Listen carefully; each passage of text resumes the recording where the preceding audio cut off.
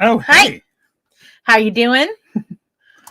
Wait, Hey, shoot. Mikey, what's We up? need to get a book out. We need to get books out so we look So smart. you'd be like, oh, oh, hi. hello, I didn't see you there. I didn't see you there. Let me drink my beer with my pinky up. Meow. Let me- Steven. Can I do Meow. this? Here we go. Hey, Beth, how are you? Hi, Beth. Yeah, I have no makeup on today, guys. It's just, I wasn't feeling it. So I have no makeup on. I have absolutely no Either. makeup on at all. Whew.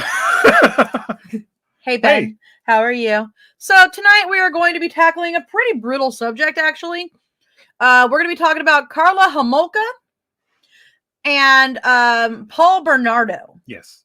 This is a couple of serial killers. I wonder if we're going to get into a thruple. A throuple of serial killers? Is there any polyamory serial killers out there? I'm just curious. I know a couple polyamorous bitches. But, you know. What's up, Hey, Calvin? Calvin! How are you doing? Oh. Hey, Joey. Hey, Joey. Yeah, I wonder if there's... Well, actually, technically, Okay. aren't all serial killers who are sexual sadists, they're technically all poly, right? I mean, I'm not... That's fucked up, but yes. Yes. Okay. I mean, you cannot not argue that. I mean, there's no... That's what they are.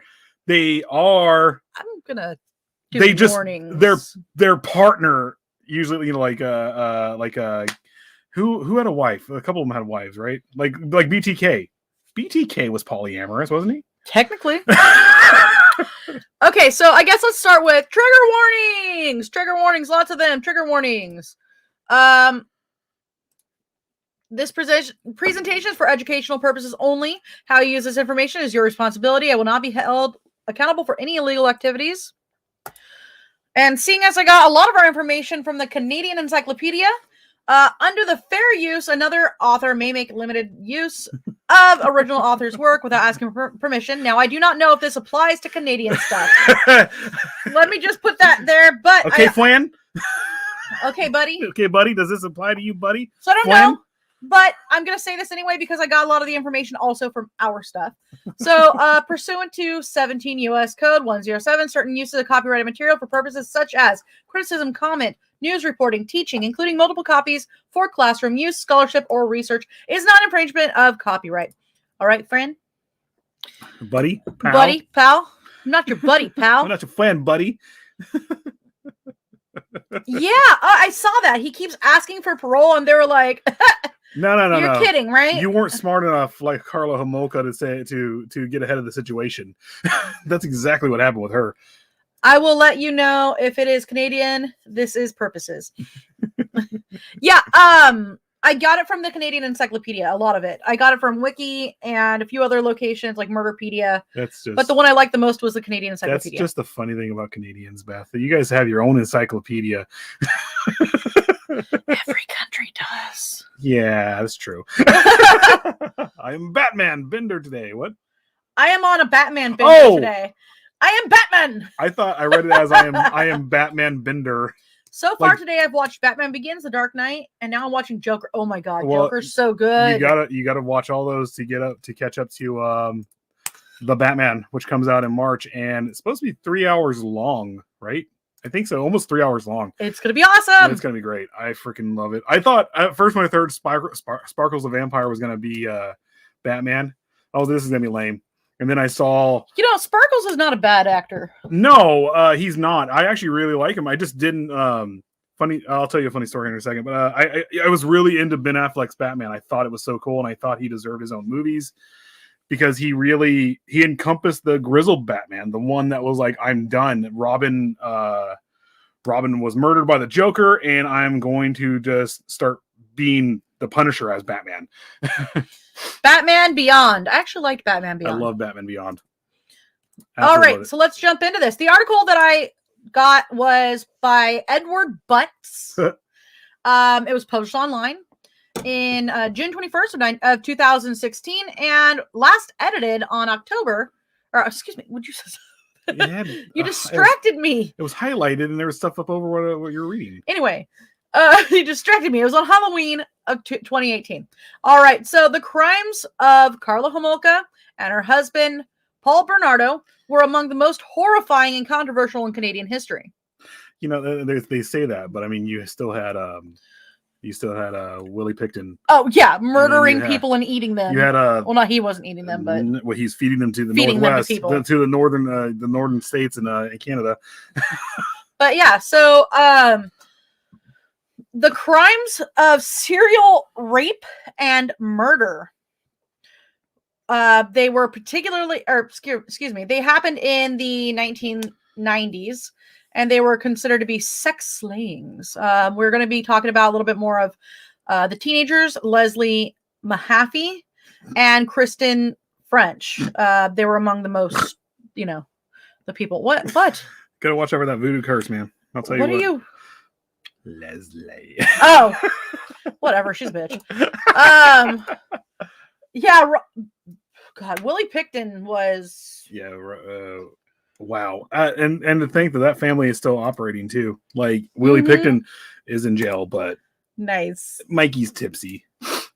Yeah, Willie Picton's in jail, and I think, Beth, if I'm wrong, I think he has a chance of getting out in a couple years. Oh, wouldn't that be great? No, I think so. He's up for parole soon. So let's start with the Scarborough rapist. Around 1 a.m. on May 4th, 1987, a young woman was attacked and raped within minutes of getting off a bus near her home in Scarborough, which is a suburb of Toronto, if you guys don't know this. This was one of a series of up to 24 rapes or attempted rapes that took place over a 5-year period. The targets of the man that was called Scarborough rapist were teenage girls or young women. Most of the attacks happened outdoors, but in at least one instance, the perpetrator broke into his victim's home. The attacks were accompanied by beatings, intense verbal abuse, and threats of dire harm. He was to try to discourage the victims from going to the police. Yeah, but he also we'll get into it later here. He was stupid. He liked to show his face off. I mean, I'm glad he was stupid because they caught him. Yeah, they figured out what was going on relatively fast. So, or no, actually not too fast. But Natalie, what's going on? What's up, Natalie? Oh, those fucking BOC. God. But yeah, they caught things pretty fast on him, and they're not fast. Actually, the Canadian police. It took 5 years for his first. They didn't actually. The Canadian police really fucked things up. We're gonna totally get into the fact that they actually visited his house in connection with these twice and interviewed him twice. Oh yeah. And then they were like, "Oh well, I guess it's not you."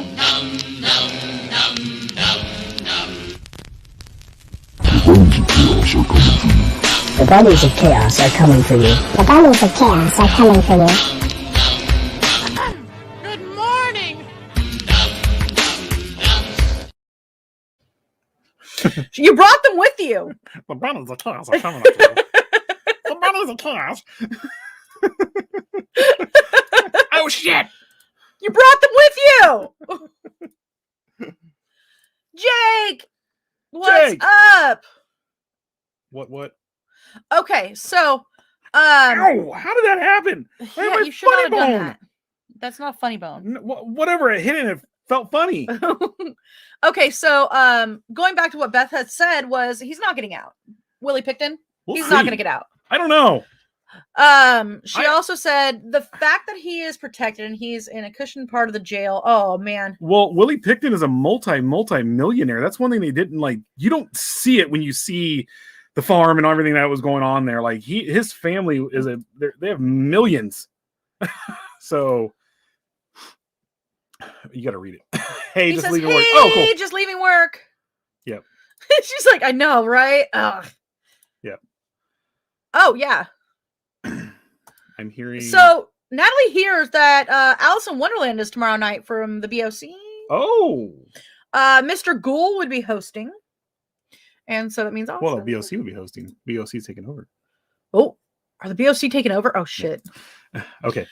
Okay, let's get going on this. So I had already mentioned that there was a young woman that was attacked around 1 a.m. on May 4th, 1987. And this was the beginning of a series of 24 rapes in the Toronto area in Scarborough. He was coined as the Scarborough Rapist, and he would attack most of these women or girls outdoors, but one of them was actually when he broke into the victim's home. And he would abuse them verbally. He would threaten their lives. He would try to get them, like, dissuade them from going to the police. On one occasion, a uniformed Toronto police officer staking out a bus shelter spotted a suspect hiding under a tree and pursued him on foot, but he escaped. So on... Hey, buddy. I can't do Canadian accents. Get back here, it's about time I caught up to you. I'm sorry, Beth. I'm so sorry. So I'm butchering. I'm going to say I'm butchering your language. On November 17th, 1988, Metropolitan Toronto Police formed a task force committed to the arrest of the Scarborough Rapist. Investigators did not get a significant lead until May of 1990, when a victim provided them with a description of her attacker's face. Police created a computer composite portrait that was given wide circulation, including publication in newspapers.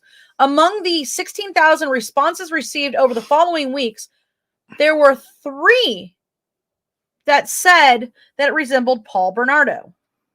So, investigators questioned Bernardo twice, and he lived at his parents' home at the time in Scarborough. Hey, buddy. And they were satisfied that he was not likely the suspect. Hey, buddy, are you raping women in Scarborough? What'd you say, Flint? Hey, pal. Hey, pal. Look, buddy. Hey, Ronald. Hey, Ronald. Hey, buddy. We're not that kind. Not kind that some people say we can be quite creepy. Or you just look in the corner all. I don't know. Wait. Mine's better. See, I'm darker, and I gotta do this. Whoa. Almost dropped my phone. We almost done here? Sorry, I had to. And it's pronounced A. Whatever, buddy. Frank being a hoser. Okay, Flynn. Take off, you hoser. Take my money. All right, so they were satisfied that he was not a likely suspect, but as a matter of routine, they took some samples of his hair, blood, and saliva for DNA testing against specimens found on a rape victim's clothing. This is the thing, though, too. They had to ship everything off over to the U.S. at the time, and it took because this is like the 80s. This is like when they really like just started with DNA testing. It took years for them to match it up. Well, I lost my spot.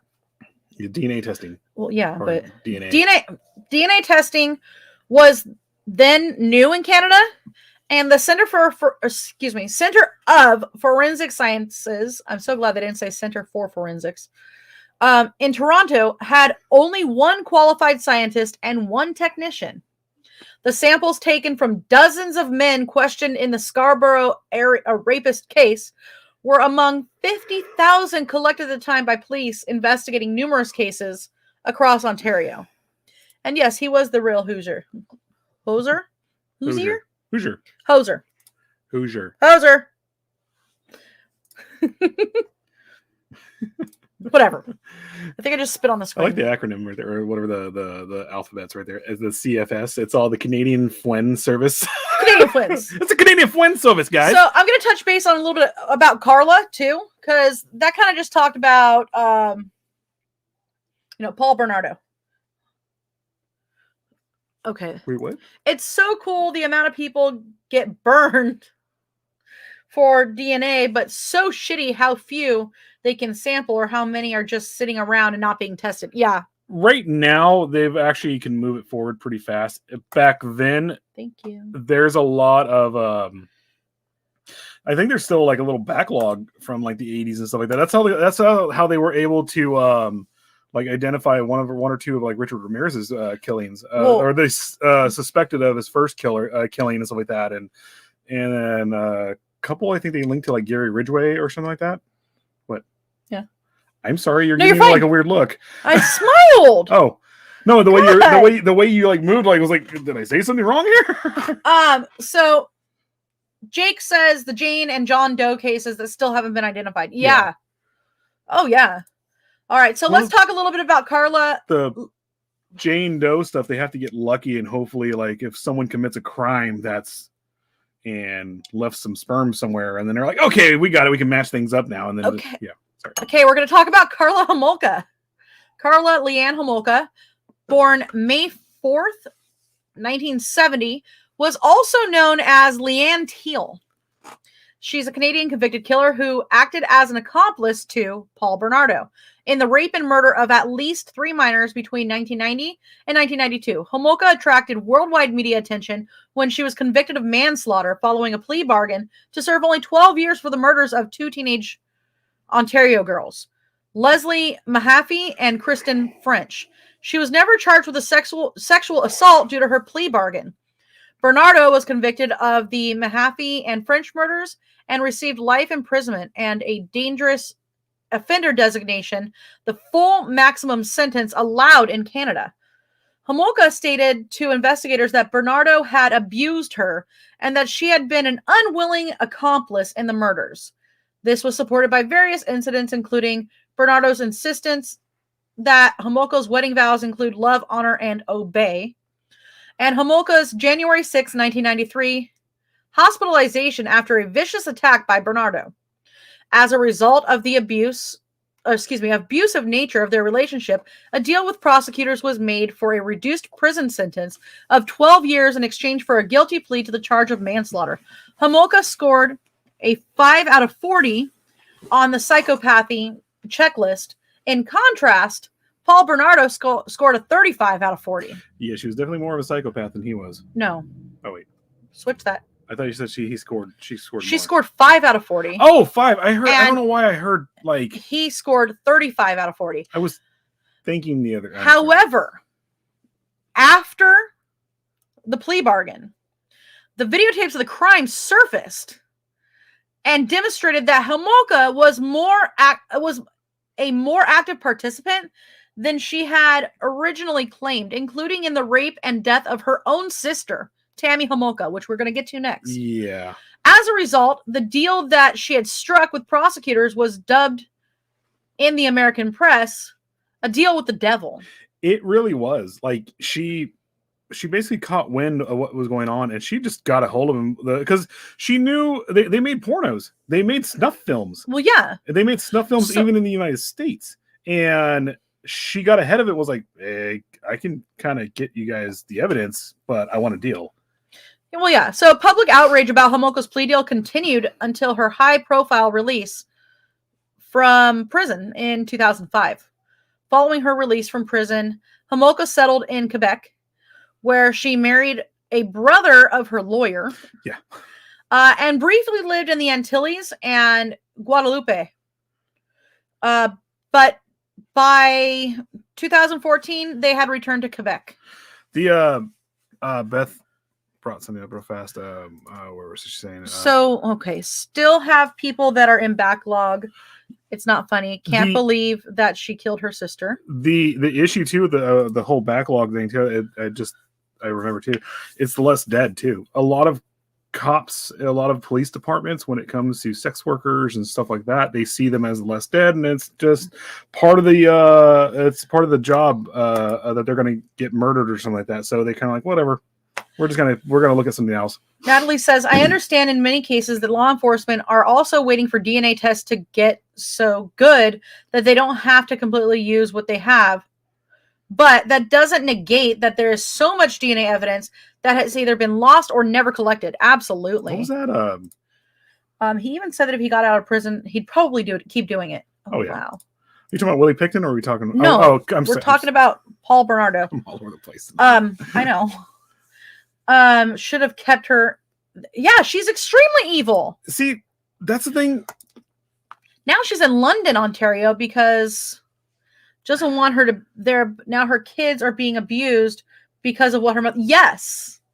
I think that was part of the reason why she wanted to change her name was, one, so she wasn't known, but two, because her kids are being harassed at school now for being their children. Yeah. What are the... I forgot what I was going to say. Well, okay, so let's get into the death of Tammy Homolka. And then we're going to have to go to commercial. So by December 23rd, 1990, Bernardo, 26, was engaged to Karla Homolka, 20, and was living at her family's home in St. Catharines, Ontario. That evening, while Homolka's parents and younger sister, Lori, slept, Homolka and Bernardo drugged the youngest sister, who was 15, her name's Tammy Lynn Homolka, so Bernardo could rape her. Homolka participated in and videotaped the sexual assault of her own sister. Early in the morning of December 24th, Tammy, still unconscious, vomited and aspirated and stopped breathing. She vomited stomach acid all over herself and actually had burns from it too. So, yeah, and Bernardo and Homolka dressed Tammy, carried her to a bedroom. They cleaned up the crime scene, hid the video cassette, called 911. An ambulance took Tammy to St. Catharines General Hospital, and she was pronounced dead on the spot. Now, here's the thing too that was going on for months. He was trying to groom. He was slowly grooming Karla, which it didn't take much grooming to get her to want to do this stuff. Yeah. But also trying to groom her sister to be used to it. And actually for months, because Karla Homolka was a vet assistant or something like that. So she was getting I don't think it was like ketamine, but it was like something else. Ketamine stuck in my head because of all the TikToks. But it was a tranquilizer along those lines. And they were slowly giving it to her for months. And then they kind of just gave her too much toward the end. No? I don't. Okay. No. This one. Oh, I'm sorry. You're looking at the wrong thing. Yeah, this one is. This particular one was she had been given too much alcohol. They also mixed it with the tranquilizer. So, Niagara Regional Police questioned Bernardo and Homolka, particularly about an unusual burn mark on Tammy's face, which was from the stomach, the bile burning her face. They accepted Bernardo's explanation that it was a carpet burn. Tammy had sustained when he dragged her to the bedroom. The burn had actually been caused by an anesthetic called halothane. Oh, I'm so sorry. I was wrong on that. But yeah, it was the anesthetic called halothane administered to Tammy on a cloth that was pressed over her face. Mm-hmm. Doctors concluded that Tammy had choked to death on vomit after overindulging in alcohol. They basically said they were partying. It was like Christmas Eve or something like that. Yeah. They basically said they were partying. All of a sudden she passed out or whatever, and that was that. What was really going on is he wanted to make basically a snuff film with her and Karla and himself, and it's pretty graphic, but they actually got into it, and Karla actually performed sexual acts on her sister while she was passed out. Yeah. So Beth says they made the video and put it out there for everyone to see. Yeah. Horrific, right? Yeah, sounds almost like Quaaludes. Yep. Yeah, I couldn't think of what it was. I kept thinking ketamine, but ketamine is like not something you can just. No, you can't do it in that manner. The one that she used though, she was able to get wherever.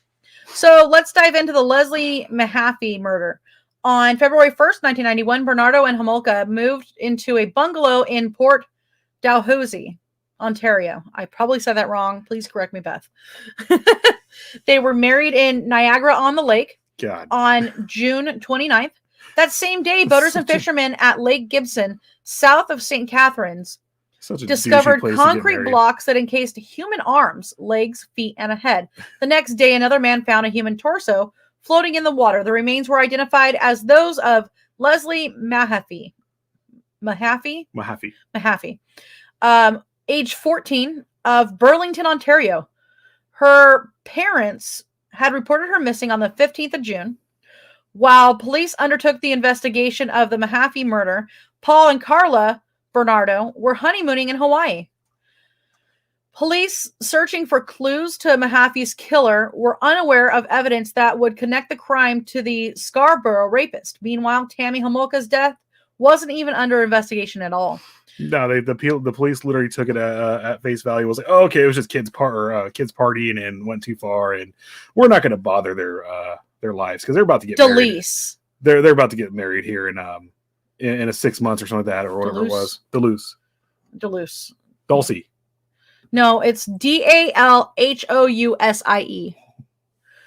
Just, yeah.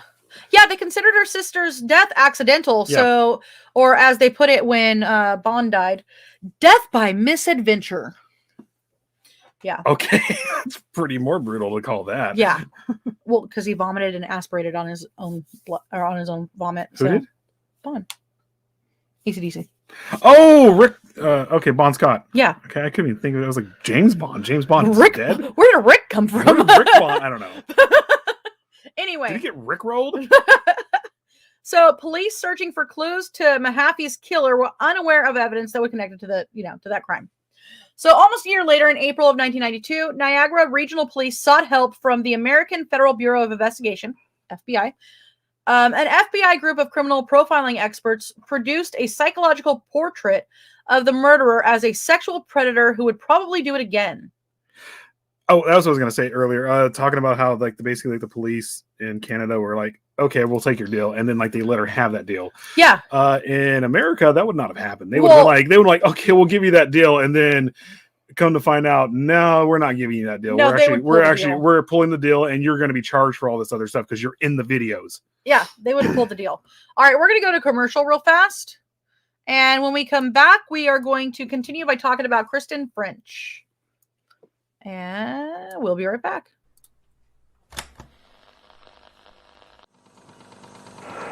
This is Mikey from Out of the Ordinary, and you're watching PBDC TV.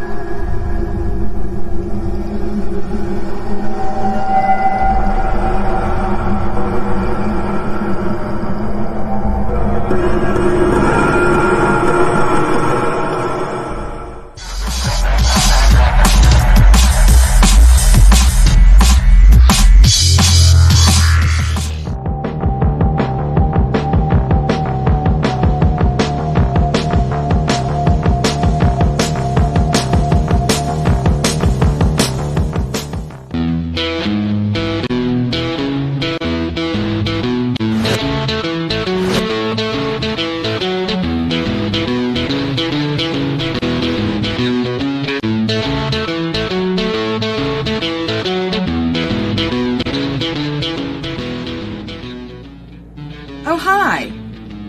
First thing in the morning, when I'm listening to music and getting a little bit of time for some creepy research, I'm always representing with my PBDC merch. What a better way to have a cup of coffee in the morning.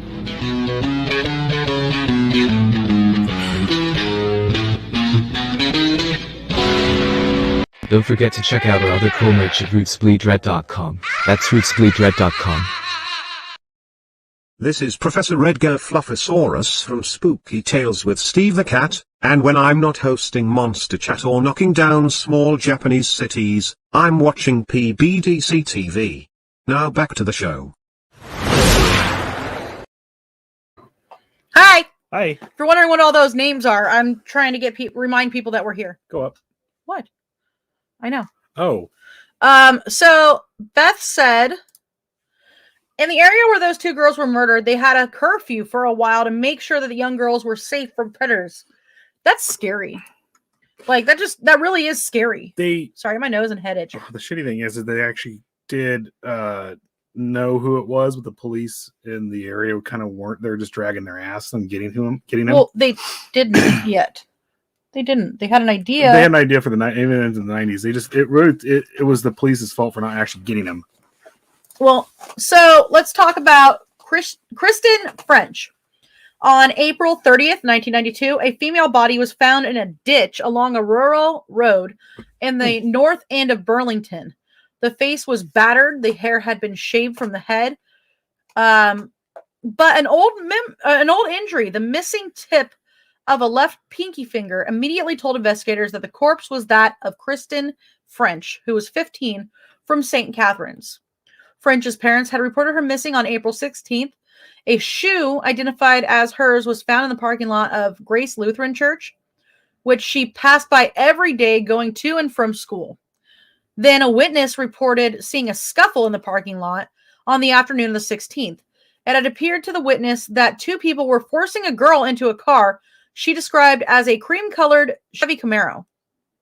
Police searched the parking lot and found a torn fragment of a map of Scarborough and a lock of brown hair. They began an exhaustive check of cream-colored Camaros. Following that, turned out to be a mistaken lead because Bernardo's car was actually a gold-colored Nissan. It was the 280 Nissan 280 or whatever it was. Okay, yeah. So, common killer. Acting on a tip that Bernardo had a penchant for violence and aggressive sex, police interviewed him on May 12th and once again dismissed him as a prime suspect in what is now being called the two schoolgirl murders of Southern Ontario. Mahaffey's remains were exhumed and medical examiners found bruises on the back that had similarities to the blunt force injuries on French's body. For the first time, police connected the two murders. Niagara Regional Police, working with the Halton Regional Police, established a special task force to conduct the investigation into the two crimes. On July 21st, a reenactment of French's abduction was shown on TV. It generated thousands of tips, but nothing substantial. And Stephen P. Kitty Cat says that it was a Datsun 280Z. Yeah. Nissan Datsun. Tomato, potato. I'm kidding. They even asked, so Beth says they even asked the Catholic school teachers if they had seen their daughter. Yeah. So, on January 6th, 1993, Karla Homolka was admitted to the St. Catharines General Hospital after Bernardo beat her viciously with a flashlight. He was arrested and charged with assault with a weapon and then released on bail. Homolka never returned to the couple's house in Port Dalhousie. This the same place. So a month later, the Center of Forensic Sciences finally matched Bernardo's DNA with that of the Scarborough rapist. Police put Bernardo under surveillance and tapped his telephone. So let's get into Homolka's plea bargain. So Homolka was initially uncooperative with the police. After consulting with her lawyer, she said she would testify against Bernardo on the condition of being granted immunity from prosecution. The Attorney General for Ontario would not agree to immunity, but was willing to consider a reduced sentence, so reduction in the sentence. So on February 17th, Bernardo was arrested for the murders of Mahaffey and French for the Scarborough rapes. Natalie, they don't make Datsuns anymore. No, they actually the only Datsuns they were making for a while were pickups, and I don't even think they make that anymore. No, they don't. They're all Nissans. It's all Nissans now. for the record. Yeah. Natalie said, do they even make Datsuns anymore? Yeah. I always like the 280Z. Oh, I love the Datsun. Yep, Datsun pickups. is Nissan. Yeah, I love the Datsun pickups. They're so cool. My uncle had one when I was a kid. So, can we get? Is that where she gave her the tapes, or we're almost there? I'm not there yet. Okay. So, police subjected Homolka to 4 days of interrogation. She blamed Bernardo for her sister's death. She described how Bernardo had kidnapped Mahaffey from the yard of the girl's home and how she and Bernardo had lured French into their car in the parking lot. She said both girls were used as sex slaves before Bernardo strangled them to death. French had been made to watch a television news broadcast of her father's emotional plea for her safe return. Homolka claimed that Bernardo had boasted to her of raping at least 30 women. Homolka described herself as a battered wife who was forced to participate in Bernardo's crimes and who lived in terror of him. Bullshit. A search of their house turned up a list of Scarborough rapes, books of a deviant sexual nature, a hunting knife, handcuffs, and a videotape of Homolka and Bernardo engaged in sexual activity with 2 unidentified young women. It wasn't just one videotape. There were several tapes. I'm sorry. Homolka was clearly a willing participant in both encounters. She admitted to police that one of the girls had been drugged and was later unaware that she had been raped. Now, when they actually took them to court, the court had to watch those tapes. And like I said, it says only 1 or 2 tapes or whatever, but they actually it was actually several tapes. It was hours and hours of like porn and everything they made. Butt pineapples. Yeah. Yep. Big old butt pineapples. And if they don't pick a big enough one, they're going to get sent back to pick another. With the first one shoved up their asses. Sykes, what's up? Sykes! Tomorrow. So, remember? guys, this is the last day to vote. Go to scurryface.com, Group B, and vote for Sykes. You can vote 4 times a day, and that's it. Per person, per IP address, per day. Meaning if you 4 times. you can vote for your cell phone, then, yeah. No. Oh, no, you're right. Yeah, I'm sorry, I messed up. Nope. Wrong You name. can only vote 4 times per person. Per person, yeah. What's up? Okay, and then tomorrow there's going to be a drawing, and Dizzy from the Nightmare Clowns will be in the next round of the SAS. So please remember this, guys. Because this is the last group. Round. Last group's coming up, and then they're going to go to the next round. Yeah. Yes, butt pineapples. All right, so 12-year sentence. Here we go. So on July 6, 1993, as part of a plea bargain with prosecutors, Homolka was convicted after pleading guilty to 2 counts of manslaughter in the Mahaffey and French murders. She was sentenced to 2 12-year prison terms to be served concurrently. Authorities weren't aware at the time that the initial police search of the Bernardo residence had missed a bundle of videotapes. Oh. Tapes that would prove to be the most damning and publicly explosive evidence of the case. Sorry, I got ahead of myself. Yep. They made that deal. And so, sorry. They made that deal, but if this was America, if this was actually the United States, even though there's some things that happen here, they would have recanted that deal in a heartbeat. But I'm not saying this about Canadians. The Canadians are some of the nicest people out there, like Beth. But Angie. Canadians are like, well, we made the deal. We got to go along with it. It's like, no, you don't. You literally have. She didn't hold up her part. You have hundreds and hundreds. You have, I think, a few hundred hours of sex tapes, snuff films of this girl participating in everything here. So, Beth said she had an evil smile even when she was let out of prison. Mm-hmm. It scares me. I agree, and I actually brought that up because I want to show you guys this. While she was in prison, she had multiple. This is them. Yeah, that's them. She had multiple partners. Like she would somehow sneak over to like the guy's side or whenever they're passing and like just do stuff with one of them. You know? Sykes, that is exactly what we're talking about. Reminds me of Little Nicky. Yeah, Little Nicky's. Oh, come on. That is exactly what we're talking about. One.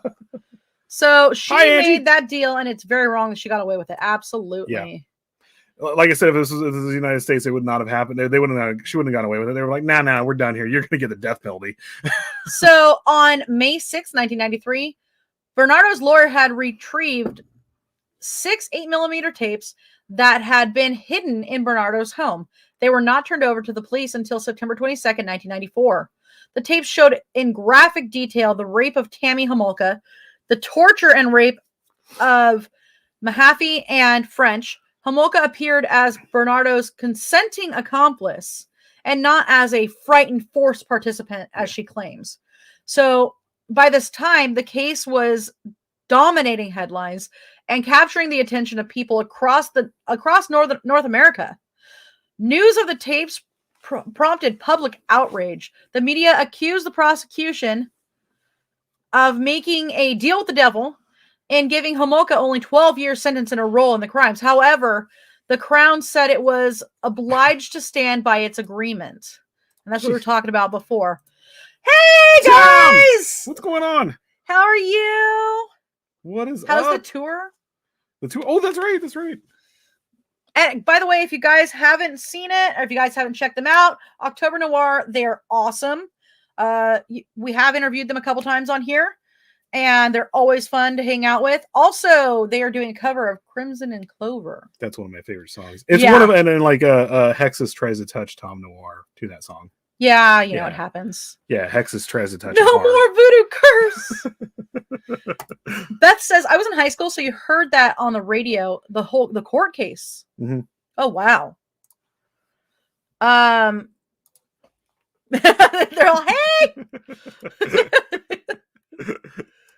So, all right. Bernardo declared a dangerous offender. So jury selection for the Bernardo trial began on May 1st, 1995. The Crown opened its case on May 18th. The trial lasted 4 months, during which Homolka spent 17 court days in the witness box. Bernardo was found guilty of all charges against him. 2 counts each of first-degree murder, kidnapping, forcible confinement, and aggravated sexual assault. And 1 count of committing an indignity to a human body. He was just one. Well, because they only cut one of the bodies up like that. That they knew of. Everything else, I don't know. Everything what they did to was humans, indignity. it was indignant and everything. Yeah. So he was sentenced to life in prison and declared a dangerous offender, making parole highly unlikely. So 5 years later, in 2000, both the Ontario Court of Appeal and the Supreme Court of Canada turned down Bernardo's effort to appeal his murder convictions. Of course, bro. So in 2006, Bernardo's lawyer said his client had confessed in 2005 to 10 additional sexual assaults. Since 2013, he has been incarcerated at the Millhaven Maximum Security Prison in Bath, Ontario. You know, I do believe that Karla Homolka was more on the murder side of things, and he was more on the rape side of things.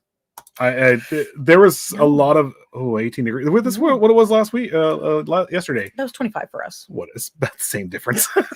But no, no. I do. Karla Homolka, I think, was more. She was more active in the murders than he was. There was a lot of aggression there. That for some odd reason, while they were doing the stuff, they're like, he wasn't. He was aggressive with the rape. She was aggressive with the beatings and stuff like that. Beth says, what's really sad is their parents asking their daughters to come home, and they never did. I think, in addition to that, the fact that they forced Kristen French to watch her dad playing for her safe return, and it was never going to happen. Oh, they took it as like it was nothing. They were going out and renting movies and stuff like that, coming back. Because they I think that person they kept hostage for a little while, and they would come back and just watch whatever movies they wanted to watch with her and stuff like that. And then it basically came after a couple days and they killed her. Hi, Alan. Hey, Alan. I'm assuming Easterling. Hi, Chris. I'm assuming the Ross man. Tell me if I'm right, guys. Say hi. So the aftermath, the Bernardo Homolka crimes, apart from their impact on the victims and their families, had a wide-ranging impact long after the trials concluded. The videotapes showing the rape and murder of their victims were ordered to be destroyed by an Ontario court. Bernardo's lawyer, Ken Murray, who initially received the tapes from their hiding place in the Bernardo home, was charged in 1997 with obstruction of justice and conspiracy to obstruct justice for failing to turn in the tapes to the police. Murray was acquitted Yeah, of those charges in 2000. he shouldn't have. He should not have been. No. So in 1996, a government inquiry into the investigation of Bernardo found that police had made numerous mistakes, that rivalries among police agencies had further harmed the investigation, and that some of Bernardo's crimes might have been prevented if his DNA sample had been processed and matched more quickly. That is, at the time, that's hard to do because it's like Beth was saying, there's only one place in Canada where they were processing DNA evidence. They had to ship it over to the United States, and even at the time, it was a hard thing to process. It literally, we had a backlog, and then on top of that, it took years to process it because DNA evidence was, at the time, DNA was hard to process. It wasn't really coming out until the OJ trial and stuff like that. So, Chris says, I was about to say good evening, but you beat me to it. I have fun guessing, like when Angie was over on the Eaton page, and I was like, I feel like this is Angie, because I couldn't see her name. But I was like, I feel like this is Angie. And she's like, yeah, it's me. All right. So, I feel like I'm missing some information here. No, I think we're almost done. Homolka served her full 12-year sentence and was released from prison in 2005 under a series of judge-imposed conditions, including restrictions on her movement and a ban on any contact with anyone under the age of 16. Those conditions were overturned by another judge only months later, prompting criticism from the Mahaffey and French families. Of course it would. Yep. Homolka settled in Montreal, where she gave birth to a son in 2007. Homolka then lived in the Caribbean, in Guadalupe, under the name of Leanne Bordelius. Bordelius. Anyway, I don't know. Along with her new husband, Terry, brother of her prison lawyer, Sylvie. Her then 3 children. In 2012, after being discovered in Guadalupe by a Canadian journalist, Homolka returned to Quebec. Paul Bernardo became eligible for day parole in 2015 and full parole in February of 2018 after having served 25 years in prison. However, in October of 2018, his application for both day and full parole was denied by a panel of the Parole Board of Canada after only 30 minutes of deliberation. As a dangerous offender, Bernardo will likely never be released. No. Which is great because there's no reason why they need to be. Oh, exactly. So, yes. Give me a second here, guys. Oh, Sykes went to the CreepyCon. Oh, I wanted to go so bad. That's rad. CreepyCon. Yeah, we were down in Ontario. Nice. Excuse me. We were in the mountains. I've been wanting to take him to Midsummer Scream. Sorry. So if it's actually going this year, I might be taking him to Midsummer Scream. Where's that one at? Is that like Long Beach? Long Beach? Oh, that'd be cool. We should. Oh, we've been talking about that. Well, because we're thinking about getting a booth and stuff. Yeah. So, was it fun? How'd you like it? Yep. So Beth says, I think she was the real killer because the videos they show on the news, she looks really creepy. Should never have gotten out. She was always laughing in those videos. She had no remorse for anything she did. She could say that she did, but the body language or like that, she had absolutely no remorse. She didn't give a shit. Well, we got 9 minutes. You want to just... I wanted to do this part. So I wanted to actually read the restrictions that were placed on her because I knew I had a list in here. So the restrictions that were imposed on her upon her release on July 4th, 2005 were: she was to tell the police her home address, work address, and with whom she lives. She was required to notify police as soon as any of the above changed. She was likewise required to notify police of any change to her name. If she planned to be away from her home for more than 48 hours, she had to give 72-hour notice. She could not contact Paul Bernardo, the families of Leslie Mahaffey. I keep saying her name wrong.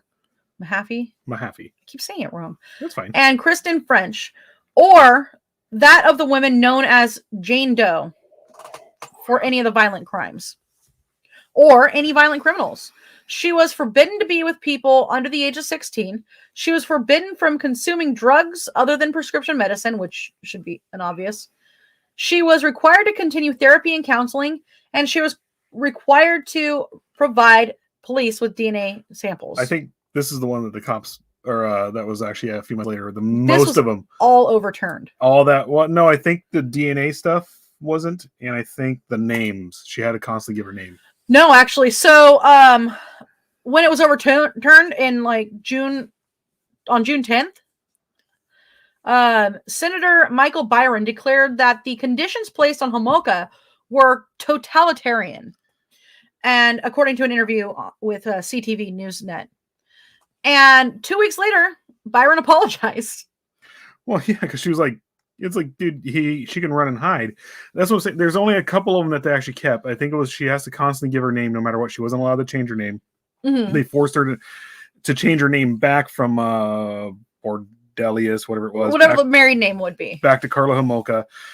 The only thing, and this is going to like probably rub some people wrong here. The only thing I get, we were talking about beforehand, it was the kids. And they deserve to be protected because they hadn't. I mean, they were born after 2007, after she got out. It doesn't involve them, and they're constantly still today. They're harassed constantly. They're being constantly harassed for who their still. mom is. Yeah, and that's sad. It is very sad. They can't help who their mom is. Like, I have a complete psycho for a mom. The reality of it is she should have never been let out of prison. This should have never happened. That deal should have been thrown out the minute they found the other absolutely. case. That lawyer should have been. Said that they had to honor it. I think that lawyer still was able to practice law even after he was acquitted and everything like that. He wasn't expelled from the bar or anything like that. So this is actually what I wanted to touch base on. On April 19th, 2010, the Vancouver Sun reported that Homolka would be eligible to seek pardon for her crimes in the summer of 2010.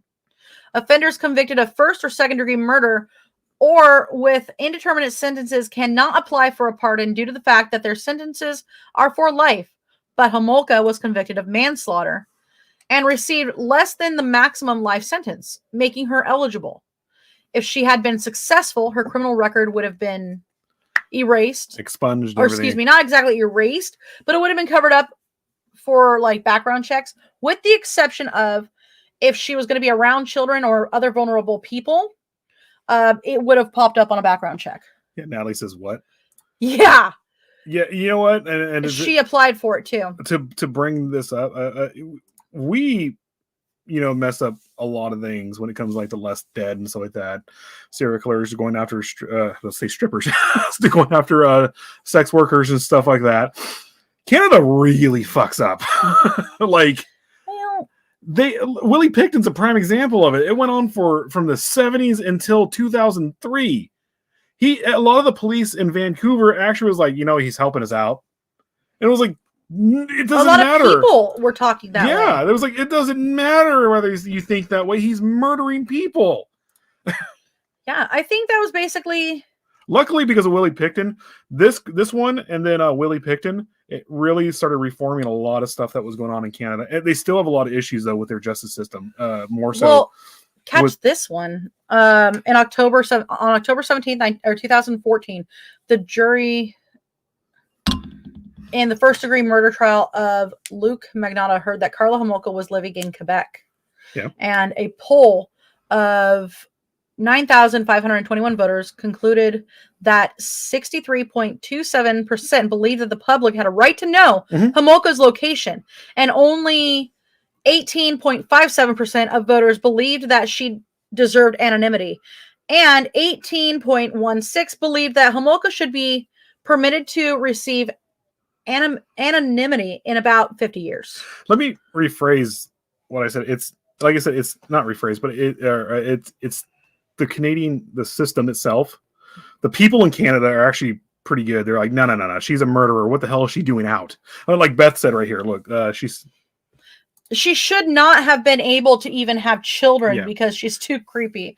How do we know if she's not still got those thoughts in her head? Those thoughts don't just go away, guys. The one thing though, they do keep an eye on her, and she has not committed another crime since. So news reports as of April 20th, 2016, placed Homolka as living with her children in Chautauqua.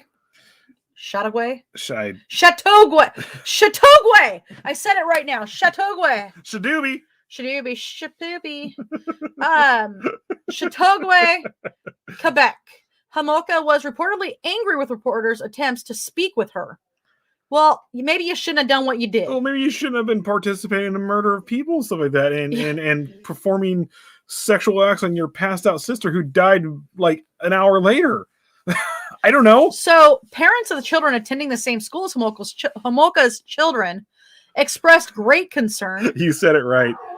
Chautauqua? Chautauqua.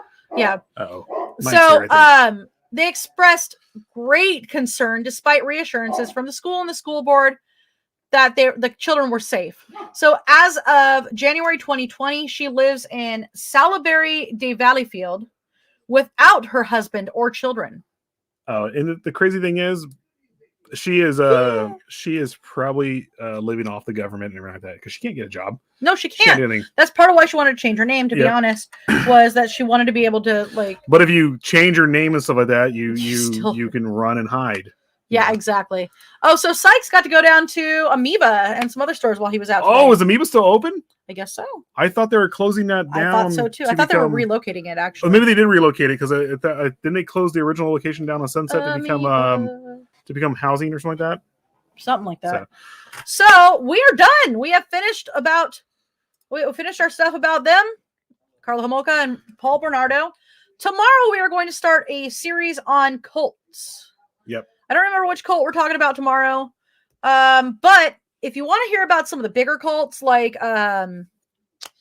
Waco type stuff, which we already talked about Waco, but they were technically a cult.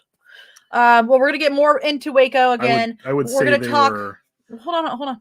We're going to talk about. No, I forgot what I was saying. Heaven's Gate.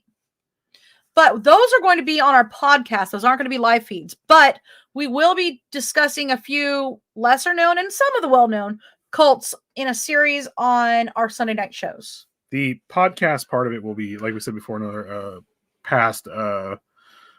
We will be doing it.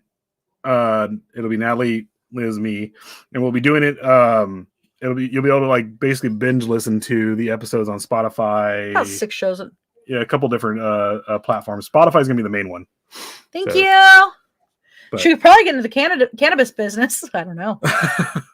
What is Amoeba? It is it's record a store, record shop that started off in San Francisco, and then the biggest one was in Hollywood, and it was amazing. It was literally a whole building, like 2 or 3 stories. It was fucking amazing. I love that place. So many badass records. Go for it, Natalie. I'll put it up. Can we announce our first topic? Yeah, go for it. We still got lazy because it was my birthday weekend. Steve is talking. So on Monday night, Steve will be talking about the Slumber Party Massacre. So make sure that you tune in for our Spooky Tales with Steve the Cat. And then Monday night, I got to get it up. But before Steve and P. Kitty Cat goes on, I hope you talk about Charles Manson. Well, okay. I thought you were announcing that, so I stopped for a second. No. Okay, so I hope you talk about Charles Manson if he had the biggest cult, even some of the... Well, we will be talking about them. Yeah. But we have some bigger cults, I promise you. Yeah, the Manson family lasted for a while. They weren't as big as people thought they were. There was only a few hundred people in them. So. Oh, yeah. So Monday night, I'm going to be interviewing Siren Von Wicked again. Yep. She's going to be coming out with a new music video, and we're going to meet some of the models that work with her as well. This will be before Stephen P. Kitty Cat goes on at 10 o'clock Eastern time. We'll be doing this 8 o'clock Eastern time. Okay. So yeah, this is going to be a great show, great interview. She's always great to have on here, and you do not want to miss it. Yes, Siren. This kind of happened randomly too. Like it was she messaged me. Both of us actually. Both of us Thursday. Yeah, and then I ended up walking, and you were able to touch base with her, and yeah. This was before we took off for the mountains. I was like, we gotta get stuff done, but yeah. So yeah, thank you guys for joining us tonight. Like I said before, go vote. Hold on a second.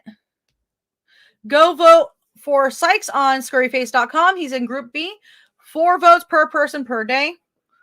And yep, Siren, yay! I know. Try to use the microphone to type because you can't see. But it picks up your speech impediment. Oh, okay. Yeah, it happens to me all the time. Thank you so much. Also, if you guys get the opportunity, go check out psychobunnydc.com, psychomantium13.com, and rootsbleedred.com. All of those will have a thing that we're doing right now with selling some bath bombs for a friend of mine. Well, we're selling bath bombs in general, but there's one in particular on there that is for a friend of mine who is battling cancer right now. Her name is Lauren. She is a beautiful human being, and such a fighter. And 100% of the money from that bath bomb in particular, well, there's 2 of them. There's one called Polo Strong and one called Fuck Cancer. And both of those bath bombs, 100% of the money will go towards her to help her with her treatment. Mm-hmm. Also, as we mentioned before, we are now selling some new merch. We have t-shirts, we have mugs, and it's psychic and full of voodoo. You guys don't want to miss that one out. Don't be the skunt. And don't be a skunt. You can be anything that you want to be, guys. Don't be a skunt. All right, guys. Thank you so much for joining us tonight. All right, guys. And have a wonderful day. Bye.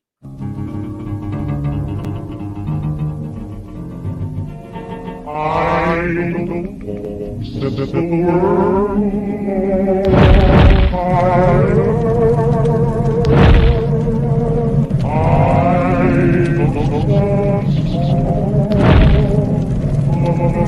don't